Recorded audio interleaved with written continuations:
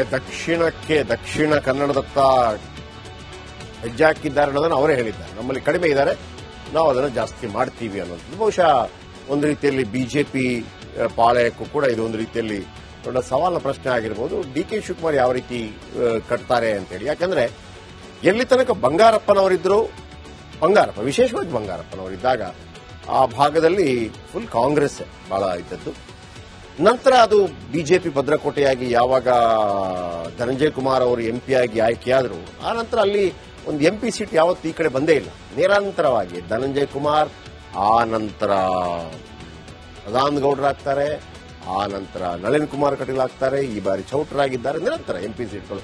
ಇವನ್ ಇದು ಅಷ್ಟೇ, ಯಾವಾಗ ಕೆಜೆಪಿ ಕಟ್ಟದಂತ ಸಂದರ್ಭದಲ್ಲಿ ಕಾಂಗ್ರೆಸ್ ಅಲ್ಲಿ ಪುನಶ್ಚೇತನ ಕಾಣುತ್ತೆ ಬಿಟ್ರೆ ಹಿಂದುತ್ವ ಭದ್ರಕೋಟೆಯಲ್ಲಿ ಎರಡು ಮಾತಿಲ್ಲ. ಉಡುಪಿ ಅಂಡ್ ಅಲ್ಲಿ 14 ಸೀಟ್ ಇದ್ರೆ 14 ಬರುವಂತದ್ದು, ಒಂದು 2 ಕಾಂಗ್ರೆಸ್ ಬರುವಂತದ್ದು. 2013 ಸಂದರ್ಭದಲ್ಲಿ ಕೆಜೆಪಿ ಕಟ್ಟದಾಗ ಮಾತ್ರ ಸ್ವಲ್ಪ ಕಡಿಮೆ ಆಗಿತ್ತು, ಅದು ಬೇರೆ ವಿಚಾರ. ನೋಡೋಣ ಡಿ ಕೆ ಶಿವಕುಮಾರ್ ಅವರು ಏನ್ ಪ್ಲಾನ್ ಮಾಡ್ಕೊಂಡಿದ್ದಾರೆ ಅಂತ. ಕರಾವಳಿ ಭಾಗದಲ್ಲಿ ಕಾಂಗ್ರೆಸ್ ಬಲವರ್ಧನೆಗೆ ಡಿಕೆಶಿ ಪ್ಲಾನ್ ಮಾಡ್ತಾ ಇದ್ದಾರಂತೆ. ಒಂದೇ ತಿಂಗಳಲ್ಲಿ 3 ಬಾರಿ ಕಡಲತಡಿಗೆ ಡಿಸಿಎಂ ಎಂಟ್ರಿ ಕೊಟ್ಟಿದ್ದಾರೆ. 140 ಸ್ಥಾನ ಗೆದ್ದ ಕಾಂಗ್ರೆಸ್ಗೆ ಕರಾವಳಿ ಕಬ್ಬಿಣದ ಕಡಲೆ ಆಗ್ತಾ ಇದೆ ಕಳೆದ 3 ದಶಕದಿಂದ. ಹೀಗಾಗಿ 2028ಕ್ಕೆ ಟಾರ್ಗೆಟ್ ಮಾಡಿ ಡಿಕೆಶಿ ಪಕ್ಷ ಬಲವರ್ಧನೆ ಮಾಡ್ತಾರಂತೆ. ಉತ್ತರ ಕನ್ನಡ, ಉಡುಪಿ, ದಕ್ಷಿಣ ಕನ್ನಡ ಸೇರಿದಂತೆ ಒಟ್ಟು 19 ಕ್ಷೇತ್ರಗಳಿವೆ. ಉತ್ತರ ಕನ್ನಡದಲ್ಲಿ 6 ಸ್ಥಾನಗಳ ಪೈಕಿ ಕಾಂಗ್ರೆಸ್ 4 ಸ್ಥಾನ ಗೆದ್ದಿದೆ. ಅಲ್ಲಿ ಸ್ವಲ್ಪ ಉಸಿರಾಡ್ತಾ ಇದೆ. ಉಡುಪಿಯಲ್ಲಿ 5 ಸ್ಥಾನಗಳ ಪೈಕಿ 5 ಕ್ಷೇತ್ರ ಸೋತಿದೆ. ದಕ್ಷಿಣ ಕನ್ನಡದಲ್ಲಿ 8 ಸ್ಥಾನಗಳ ಪೈಕಿ 6 ಸ್ಥಾನವನ್ನು ಕಾಂಗ್ರೆಸ್ ಸೋತಿದೆ. ಸೊ ಹಾಗಿರುವಾಗ 19ರಲ್ಲಿ 4+2 6, 19ರಲ್ಲಿ 6 ಕ್ಷೇತ್ರಗಳು ಮಾತ್ರ ಕಾಂಗ್ರೆಸ್ ವಶದಲ್ಲಿರುವಂತದ್ದು 19 ಕ್ಷೇತ್ರಗಳಲ್ಲಿ. ಸೊ ಹಾಗಾಗಿ ಹೆಚ್ಚಬೇಕಾಗಿದೆ ಅವರಿಗೆ. ಮುಂದಿನ ವಿಧಾನಸಭಾ ಚುನಾವಣೆಗೆ ಪಕ್ಷ ಕಟ್ಟಲು ಡಿಕೆ ಪ್ಲಾನ್ ಮಾಡಿದ್ದಾರಂತೆ. ಹಿಂದುತ್ವದ ಭದ್ರಕೋಟೆಯಾಗಿರುವ ಕರಾವಳಿ ಗೆಲ್ಲಲು ಡಿಕೆ ತಂತ್ರ ರೂಪಿಸ್ತಾ ಇದ್ದಾರಂತೆ. ಕಂಬಳದ ಮುಖಾಂತರ, ಟೆಂಪಲ್ ರನ್ ಮುಖಾಂತರ, ಬ್ರಹ್ಮಕಲಶೋತ್ಸವದ ಮುಖಾಂತರ ಅಲ್ಲಿ ಆಕ್ಟಿವ್ ಆಗ್ತಾ ಇದ್ದಾರೆ. ಭಕ್ತಿ ಮಾರ್ಗ, ಧರ್ಮ ರಾಜಕಾರಣದಿಂದ ದಡ ಸೇರಲು ನಿರ್ಧಾರವನ್ನು ಮಾಡಿದ್ದಾರಂತೆ. ನಾಯಕರು ಹಮ್ಮಿಕೊಳ್ಳುವ ಧಾರ್ಮಿಕ ಕಾರ್ಯಕ್ರಮಕ್ಕೆ ಭೇಟಿ ಕೊಡ್ತಾ ಇದ್ದಾರೆ. ಆ ಮೂಲಕ ಡಿಕೆ ಶಿವಕುಮಾರ್ ದಕ್ಷಿಣ ಕನ್ನಡದಲ್ಲಿ, ಉಡುಪಿ ಮತ್ತು ಉತ್ತರ ಕನ್ನಡ ಇಲ್ಲಿ ಕಾಂಗ್ರೆಸ್ನ ಧ್ವಜ ಅರಳಿಸುವಂತ ಪ್ರಯತ್ನ ಮಾಡ್ತಾ ಇದ್ದಾರೆ. ದಕ್ಷಿಣ ಕನ್ನಡದತ್ತ ಹೆಜ್ಜೆ ಹಾಕಿದ್ದಾರೆ ಅನ್ನೋದನ್ನು ಅವರೇ ಹೇಳಿದ್ದಾರೆ. ನಮ್ಮಲ್ಲಿ ಕಡಿಮೆ ಇದ್ದಾರೆ, ನಾವು ಅದನ್ನು ಜಾಸ್ತಿ ಮಾಡ್ತೀವಿ ಅನ್ನೋದು ಬಹುಶಃ ಒಂದು ರೀತಿಯಲ್ಲಿ ಬಿಜೆಪಿ ಪಾಳಯಕ್ಕೂ ಕೂಡ ಇದು ಒಂದು ರೀತಿಯಲ್ಲಿ ದೊಡ್ಡ ಸವಾಲಿನ ಪ್ರಶ್ನೆ ಆಗಿರಬಹುದು. ಡಿ ಕೆ ಶಿವಕುಮಾರ್ ಯಾವ ರೀತಿ ಕಟ್ತಾರೆ ಅಂತೇಳಿ. ಯಾಕಂದ್ರೆ ಎಲ್ಲಿ ತನಕ ಬಂಗಾರಪ್ಪನವರಿದ್ರು, ವಿಶೇಷವಾಗಿ ಬಂಗಾರಪ್ಪನವರಿದ್ದಾಗ ಆ ಭಾಗದಲ್ಲಿ ಫುಲ್ ಕಾಂಗ್ರೆಸ್ ಬಹಳ ಇದ್ದದ್ದು.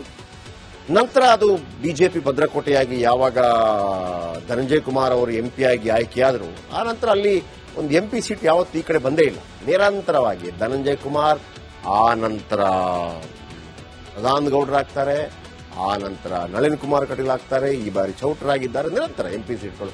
ಇವನ್ ಇದು ಅಷ್ಟೇ, ಯಾವಾಗ ಕೆಜೆಪಿ ಕಟ್ಟದಂತ ಸಂದರ್ಭದಲ್ಲಿ ಕಾಂಗ್ರೆಸ್ ಅಲ್ಲಿ ಪುನಶ್ಚೇತನ ಕಾಣುತ್ತೆ ಬಿಟ್ರೆ ಹಿಂದುತ್ವ ಭದ್ರಕೋಟೆಯಲ್ಲಿ 2 ಮಾತಿಲ್ಲ. ಉಡುಪಿ ಅಂಡ್ ಅಲ್ಲಿ 14 ಸೀಟ್ ಇದ್ರೆ 14 ಬರುವಂತದ್ದು, ಒಂದು 2 ಕಾಂಗ್ರೆಸ್ ಬರುವಂತದ್ದು. 2013 ಸಂದರ್ಭದಲ್ಲಿ ಕೆಜೆಪಿ ಕಟ್ಟದಾಗ ಮಾತ್ರ ಸ್ವಲ್ಪ ಕಡಿಮೆ ಆಗಿತ್ತು, ಅದು ಬೇರೆ ವಿಚಾರ. ನೋಡೋಣ ಡಿ ಕೆ ಶಿವಕುಮಾರ್ ಅವರು ಏನ್ ಪ್ಲಾನ್ ಮಾಡ್ಕೊಂಡಿದ್ದಾರೆ ಅಂತ. ಕರಾವಳಿ ಭಾಗದಲ್ಲಿ ಕಾಂಗ್ರೆಸ್ ಬಲವರ್ಧನೆಗೆ ಡಿಕೆಶಿ ಪ್ಲಾನ್ ಮಾಡ್ತಾ ಇದ್ದಾರಂತೆ. ಒಂದೇ ತಿಂಗಳಲ್ಲಿ 3 ಬಾರಿ ಕಡಲತಡಿಗೆ ಡಿಸಿಎಂ ಎಂಟ್ರಿ ಕೊಟ್ಟಿದ್ದಾರೆ. 140 ಸ್ಥಾನ ಗೆದ್ದ ಕಾಂಗ್ರೆಸ್ಗೆ ಕರಾವಳಿ ಕಬ್ಬಿಣದ ಕಡಲೆ ಆಗ್ತಾ ಇದೆ ಕಳೆದ 3 ದಶಕದಿಂದ. ಹೀಗಾಗಿ 2028ಕ್ಕೆ ಟಾರ್ಗೆಟ್ ಮಾಡಿ ಡಿಕೆಶಿ ಪಕ್ಷ ಬಲವರ್ಧನೆ ಮಾಡ್ತಾರಂತೆ. ಉತ್ತರ ಕನ್ನಡ, ಉಡುಪಿ, ದಕ್ಷಿಣ ಕನ್ನಡ ಸೇರಿದಂತೆ ಒಟ್ಟು 19 ಕ್ಷೇತ್ರಗಳಿವೆ. ಉತ್ತರ ಕನ್ನಡದಲ್ಲಿ 6 ಸ್ಥಾನಗಳ ಪೈಕಿ ಕಾಂಗ್ರೆಸ್ 4 ಸ್ಥಾನ ಗೆದ್ದಿದೆ. ಅಲ್ಲಿ ಸ್ವಲ್ಪ ಉಸಿರಾಡ್ತಾ ಇದೆ. ಉಡುಪಿಯಲ್ಲಿ 5 ಸ್ಥಾನಗಳ ಪೈಕಿ 5 ಕ್ಷೇತ್ರ ಸೋತಿದೆ. ದಕ್ಷಿಣ ಕನ್ನಡದಲ್ಲಿ 8 ಸ್ಥಾನಗಳ ಪೈಕಿ 6 ಸ್ಥಾನವನ್ನು ಕಾಂಗ್ರೆಸ್ ಸೋತಿದೆ. ಸೊ ಹಾಗಿರುವಾಗ 19ರಲ್ಲಿ 4+2 6, 19ರಲ್ಲಿ 6 ಕ್ಷೇತ್ರಗಳು ಮಾತ್ರ ಕಾಂಗ್ರೆಸ್ ವಶದಲ್ಲಿರುವಂತದ್ದು 19 ಕ್ಷೇತ್ರಗಳಲ್ಲಿ. ಸೊ ಹಾಗಾಗಿ ಹೆಚ್ಚಬೇಕಾಗಿದೆ ಅವರಿಗೆ. ಮುಂದಿನ ವಿಧಾನಸಭಾ ಚುನಾವಣೆಗೆ ಪಕ್ಷ ಕಟ್ಟಲು ಡಿಕೆ ಪ್ಲಾನ್ ಮಾಡಿದ್ದಾರಂತೆ. ಹಿಂದುತ್ವದ ಭದ್ರಕೋಟೆಯಾಗಿರುವ ಕರಾವಳಿ ಗೆಲ್ಲಲು ಡಿಕೆ ತಂತ್ರ ರೂಪಿಸ್ತಾ ಇದ್ದಾರಂತೆ. ಕಂಬಳದ ಮುಖಾಂತರ, ಟೆಂಪಲ್ ರನ್ ಮುಖಾಂತರ, ಬ್ರಹ್ಮಕಲಶೋತ್ಸವದ ಮುಖಾಂತರ ಅಲ್ಲಿ ಆಕ್ಟಿವ್ ಆಗ್ತಾ ಇದ್ದಾರೆ. ಭಕ್ತಿ ಮಾರ್ಗ, ಧರ್ಮ ರಾಜಕಾರಣದಿಂದ ದಡ ಸೇರಲು ನಿರ್ಧಾರವನ್ನು ಮಾಡಿದ್ದಾರಂತೆ. ನಾಯಕರು ಹಮ್ಮಿಕೊಳ್ಳುವ ಧಾರ್ಮಿಕ ಕಾರ್ಯಕ್ರಮಕ್ಕೆ ಭೇಟಿ ಕೊಡ್ತಾ ಇದ್ದಾರೆ. ಆ ಮೂಲಕ ಡಿಕೆ ಶಿವಕುಮಾರ್ ದಕ್ಷಿಣ ಕನ್ನಡದಲ್ಲಿ, ಉಡುಪಿ ಮತ್ತು ಉತ್ತರ ಕನ್ನಡ ಇಲ್ಲಿ ಕಾಂಗ್ರೆಸ್ನ ಧ್ವಜ ಅರಳಿಸುವಂತ ಪ್ರಯತ್ನ ಮಾಡ್ತಾ ಇದ್ದಾರೆ. ದಕ್ಷಿಣ ಕನ್ನಡದತ್ತ ಹೆಜ್ಜೆ ಹಾಕಿದ್ದಾರೆ ಅನ್ನೋದನ್ನು ಅವರೇ ಹೇಳಿದ್ದಾರೆ. ನಮ್ಮಲ್ಲಿ ಕಡಿಮೆ ಇದ್ದಾರೆ, ನಾವು ಅದನ್ನು ಜಾಸ್ತಿ ಮಾಡ್ತೀವಿ ಅನ್ನೋದು ಬಹುಶಃ ಒಂದು ರೀತಿಯಲ್ಲಿ ಬಿಜೆಪಿ ಪಾಳಯಕ್ಕೂ ಕೂಡ ಇದು ಒಂದು ರೀತಿಯಲ್ಲಿ ದೊಡ್ಡ ಸವಾಲಿನ ಪ್ರಶ್ನೆ ಆಗಿರ್ಬೋದು. ಡಿ ಕೆ ಶಿವಕುಮಾರ್ ಯಾವ ರೀತಿ ಕಟ್ತಾರೆ ಅಂತೇಳಿ. ಯಾಕಂದ್ರೆ ಎಲ್ಲಿ ತನಕ ಬಂಗಾರಪ್ಪನವರಿದ್ರು, ವಿಶೇಷವಾಗಿ ಬಂಗಾರಪ್ಪನವರಿದ್ದಾಗ ಆ ಭಾಗದಲ್ಲಿ ಫುಲ್ ಕಾಂಗ್ರೆಸ್ ಬಹಳ ಇದ್ದದ್ದು.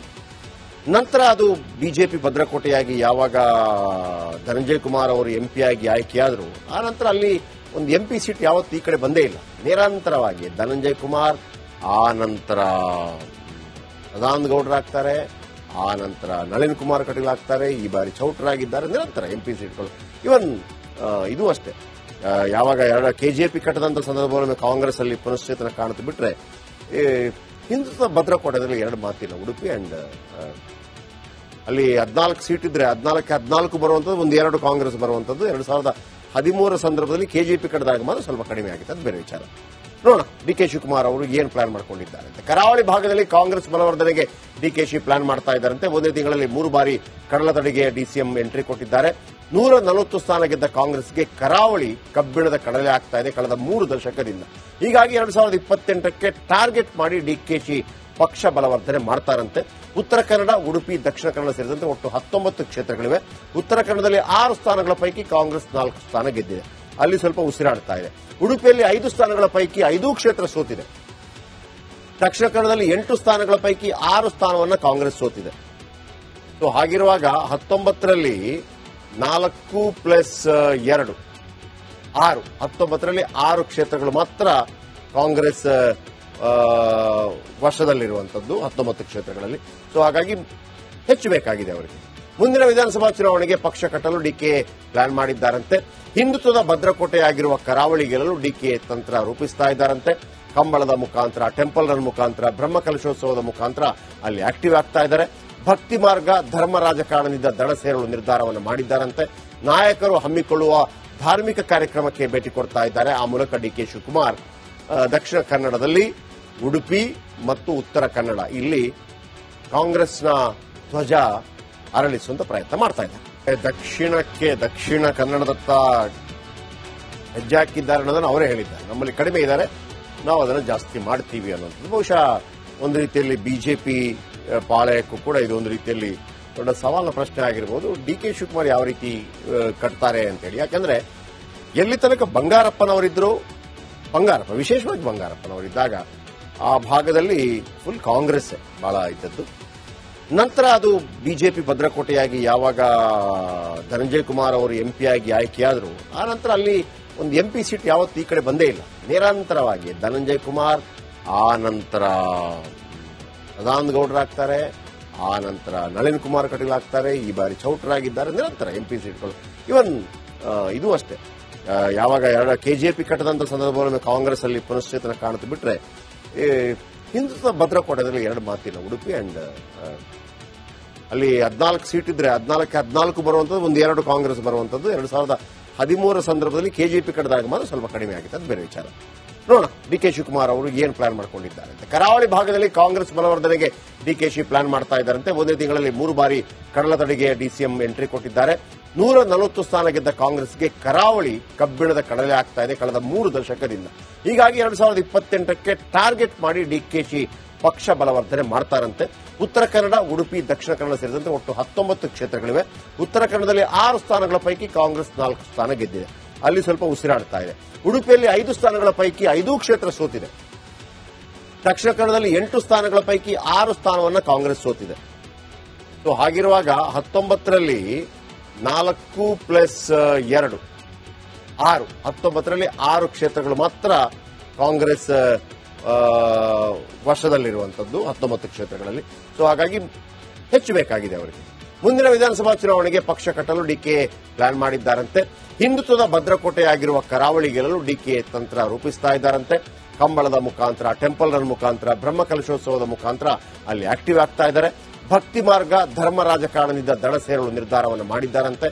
ನಾಯಕರು ಹಮ್ಮಿಕೊಳ್ಳುವ ಧಾರ್ಮಿಕ ಕಾರ್ಯಕ್ರಮಕ್ಕೆ ಭೇಟಿ ಕೊಡ್ತಾ ಇದ್ದಾರೆ. ಆ ಮೂಲಕ ಡಿಕೆ ಶಿವಕುಮಾರ್ ದಕ್ಷಿಣ ಕನ್ನಡದಲ್ಲಿ, ಉಡುಪಿ ಮತ್ತು ಉತ್ತರ ಕನ್ನಡ ಇಲ್ಲಿ ಕಾಂಗ್ರೆಸ್ನ ಧ್ವಜ ಅರಳಿಸುವಂತ ಪ್ರಯತ್ನ ಮಾಡ್ತಾ ಇದ್ದಾರೆ.